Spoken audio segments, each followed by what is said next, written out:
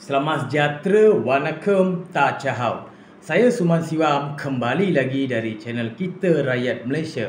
Hari ini saya kembali dengan satu isu undang-undang ataupun isu semasa yang dibangkitkan baru-baru ini, iaitu TPM kita Ahmad Zahid Hamidi hadiri mesyuarat kabinet bicara kes di Mahkamah Tinggi ditangguh. Perkara ini dikeluarkan banyak surat khabar di media sosial dan saya agak terperanjat bila saya membaca berita ini, iaitu tidak menghadirkan diri ke mahkamah kerana ditangguh dalam mesyuarat kabinet. Sebab ada mesyuarat kabinet, perkara ini ditangguh. Saya ada beberapa persoalan kepada kerajaan Malaysia ataupun kepada rakyat Malaysia untuk kita sama-sama menilai adakah perkara ini dibolehkan ataupun ditabolehkan. Bila kita lihat di dalam Perlembagaan Persekutuan tidak wujud jawatan timbalan Perdana Menteri. Dalam perlembagaan tidak wujud pun sama sekali berkaitan dengan jawatan TPM. Tidak dinyatakan begitu. Tetapi dalam Seksyen 43 iaitu Jemaah Menteri dalam Perlembagaan Persekutuan, dan dalam perkara 43A timbalan menteri, di situ dalam kurungan 1 begitu jelas dinyatakan dalam Perlembagaan Persekutuan yang di-Pertuan Agong boleh atas nasihat Perdana Menteri melantik timbalan-timbalan menteri daripada kalangan ahli mana-mana majlis, satu majlis parlimen. Tetapi jika satu pelantikan dibuat semasa parlimen terbubar, seseorang yang menjadi ahli Dewan Rakyat yang lepas boleh dilantik tetapi tidaklah begitu memegang jawatan selepas permulaan penggal parlimen yang berikutnya, melainkan jika dia ialah ahli sama ada bagi Dewan Rakyat dan Dewan Negara. Di situ sungguh jelas tidak ada jawatan timbalan Perdana Menteri dinyatakan dalam parlimen ataupun dalam perkara 43A. Tetapi persoalan saya, kenapa boleh bagi statement yang begini? Ahmad Zahid hadiri mesyuarat kabinet bicara kes di Mahkamah Tinggi tangguh.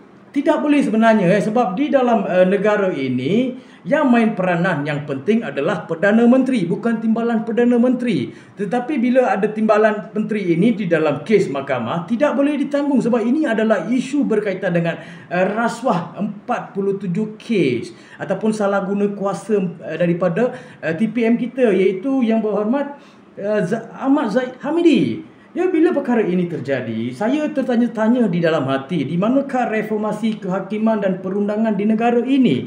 Dan bila kita lihat balik, dalam untuk TPM hanya ada dalam Akta Anggota Parlimen Saraan, kurungan dalam Saraan 1980, iaitu Akta 237.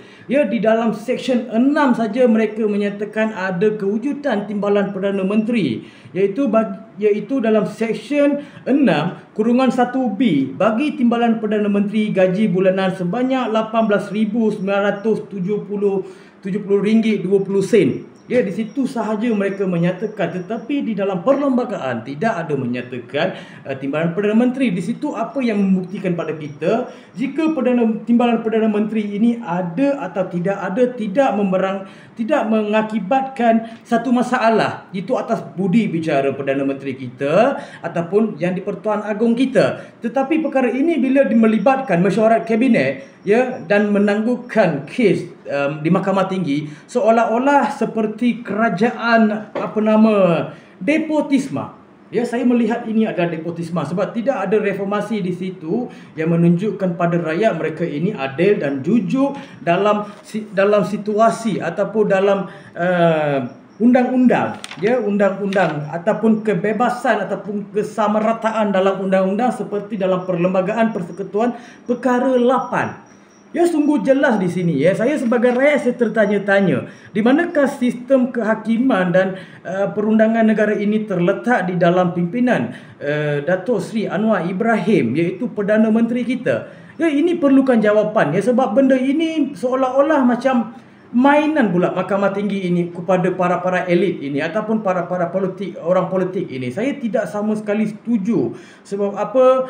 Timbalan Perdana Menteri ini hanyalah satu kewujudan daripada nasihat Perdana Menteri ke YDPA. Tetapi mereka membuat seolah-olah dalam mesyuarat kabinet ini timbalan Perdana Menteri itu begitu penting. Tapi bagi saya berpendapat dalam kabinet ataupun mesyuarat kabinet yang penting adalah Perdana Menteri. Ya, jika timbalan Perdana Menteri ini ada masalah, kita elok lepaskan beliau untuk menyelesaikan masalah perundangan dan kehakiman di negara ini.